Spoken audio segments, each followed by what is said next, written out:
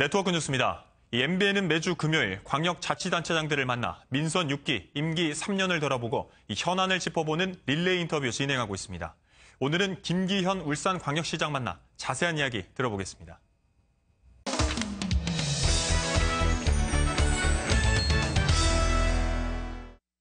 시장님 안녕하십니까? 반갑습니다. 지난 임기 3년 동안 가장 역점을 두신 분야가 뭐고 또 어떤 성과를 거두셨나요? 사실 경제가 많이 어려워지면서 울산 산업도 많이 힘이 들었거든요. 그래서 미래를 위해서 우리가 새로운 출발할 수 있는 도약의 발판을 만들어야겠다 그런 생각이 들어서요. 그동안 했던 여러 가지 사업들이 있습니다만 총체적으로 보면 미래를 위한 씨앗을 뿌렸다. 그래 재도약을 발판을 만들었다 이렇게 말씀드릴 수 있을 것 같습니다. 울산은 이제 산업도시로서 그동안 자동차 그리고 조선, 석유화학 이 3대 산업 중심이었는데요. 앞으로 이제 4차 산업혁명 시대를 맞아서 울산이 어떻게 준비를 하고 있습니까? 울산은 4차 산업혁명에 매우 유리한 도시입니다. 왜냐하면 기존의 제조업 기반을 가지고 있기 때문에 새로운 AI와 같은 이런 새로운 신기술을 접목하기만 하면 굉장히 발전할 수 있는 토대가 마련되어 있는 장점들이 있죠. 조선산업을 예를 들어서 본다면 지금 조금 어려운 국면에서 약간 회복하고 있긴 합니다만은 조선산업에 ICT를 접목시킨다거나 하면 스마트쉽을 만들어내는 겁니다. 그러니까 지능형 자동차 얘기합니다만 지능형 선박을 만들어내는 거죠. 그러면 경쟁력이 당연히 높아질 것이고 그리고 전 세계 시장에서 굉장히 호평을 받지 않겠습니까? 이런 형태로 ICT를 접목시켜서 조선을 좀 더 업그레이드 하자는 사업을 저희들이 한 1,000억 이상의 돈을 들여서 이미 시작을 했고요. 자동차 산업도 울산에 우리나라 최고의 자동차 공장이 위치하고 있습니다만은 이 미래형 자동차, 전기 자동차 여기에 적응할 수 있도록 저희들이 작년에 그린카 센터를 개설해서 중소기업들이 그런 기술에 도전할 수 있도록 하는 기반을 마련했습니다. 열심히 저희들 돕고 있고요. 울산은 지난해 유달리 태풍이나 지진 이렇게 자연재해가 참 많았는데 무엇보다 시민의 안전이 중요할 것 같은데 어떤 특별한 대책을 마련하고 계신가요? 작년에 태풍 차바 때문에 엄청 고생을 했고요. 그리고 또 지진도 뜻밖의 지진이 와서 굉장히 걱정을 덜 많이 했습니다. 그러면서 저희들이 굉장히 큰 교훈을 얻었는데 준비를 사전에 저희들이 소홀히 했다. 제대로 해야 되겠다. 그런 교훈을 얻었습니다. 그래서 풍수에 대해서는 전체적으로 새로운 종합계획을 지금 세우고 있습니다. 풍수의 저감 대책을 세우고 있고요. 지진은 지진대로 또 국립재난안전연구원이 울산에 있어서 재난안전연구원과 사이에서 지진에 관해서 우리가 연구하는 센터를 만들자 그래서 조그만 규모로 지금 시작을 했는데 좀 더 확대해 보려고 합니다. 제일 중요한 것은 결국 안전의 문화 같습니다. 아무리 좋은 메뉴를 만들어 놓고 장비를 하더라도 결국 지키면서 안전을 유지해 나가는 것은 사람의 힘인데 우리 시민들이 적극적으로 참여하고 공장에서도 이 근로자나 경자나 함께 참여할 수 있도록 하는 안전 문화를 확산시키기 위해서 저희들이 캠페인도 벌이고 심포지엄도 하면서 열심히 노력하고 있습니다. 올해를 울산 방문의 해로 정하고 대대적으로 선포를 하셨는데요. 아무래도 그동안 제조업 중심에서 벗어나서 관광 쪽에도 좀 역점을 두겠다 이런 의미로 해석이 되는데 실제로 이제 어떤 관광 자원을 확보하고 계신가요? 금년이 사실 관광산업 첫 해입니다. 원년입니다. 울산은.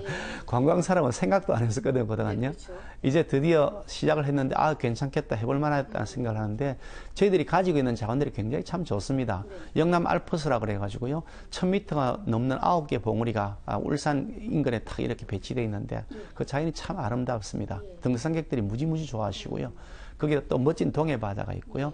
또 이 대왕암이라고 해서 이 신라 문무 왕비의 혼이 서려져 있는 그런 호국의 혼이 있는 그런 역사적인 곳 있고요. 방무대 암각호라고 해서 7,000년 전의 선사문화 역사도 가지고 있고요.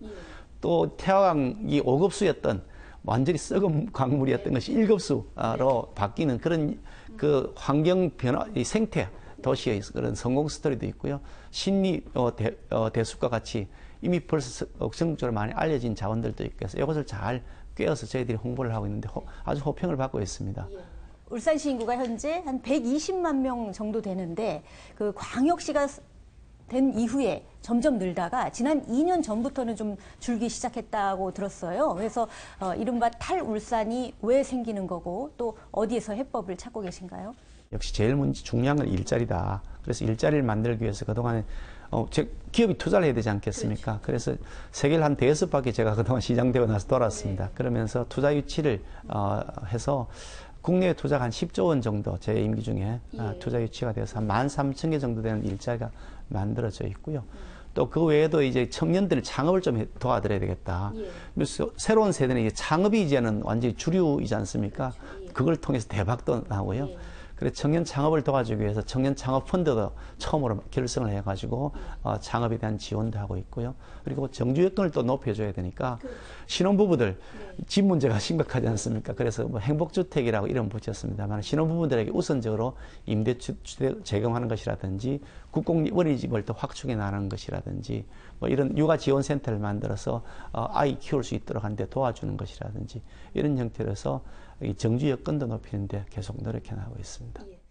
문재인 정부의 국정 운영이라든가 울산시 현안과 관련해서 새 정부에 조언을 한다든가 또는 하고 싶은 말씀이 있다면 좀 해주시죠.